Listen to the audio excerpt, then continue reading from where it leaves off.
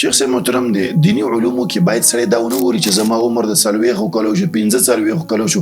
سلفو کې ډیر علما دي چې 40 کلونه وروسته هغوی علم شروع کړی. صحابه کرام په کوم ټیم کې اسلام به چې قبول کو بس علم ته بکیناستون. دا د شیطان هغه د دسیسه ده چې تا د علم نه لري کې نه دا مو ګوره چې ته د 500 کلو شي بس تکینه علم تکینه قاعده وایم بس دا ستا یو غټ کمال دی. اجر دی یو کس چې لکه زما قران نه دی زده په نظر باندې نبی صلی الله علیه وسلم حدیث دی چې چا قران سیز دی د ملائکه سره دی او چا معنی چې شاقي تکلیف ورته بس د کولو کې هغه د فرعون اجران هغه پر دوا اجر دی ولی یو اجر د دې چې د قران لولي بل اجر دی چې ته تکلیف دی د قران لوستل سړي ته سختي ګراني.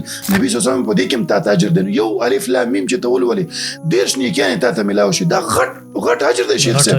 نو په دې کې به ګوري چې لکه نه دا نه چې لکه عمر مې ډیر شو زه علم نه حاصلوم نه او وسایل نن سبا ګوره ته نشي کولای ته په دکان کې ناست ته په بزنس کې ناست موبایل لا واخله اپلیکیشن نه جوړ شي نن سبا د سی علماء چې دا غو درسونه ته په موبایل کې ملاويږي او ته بس ډاونلوډ کړه سیرت ماوره او تفسیر ماوره د حدیثو درسونه ماوره.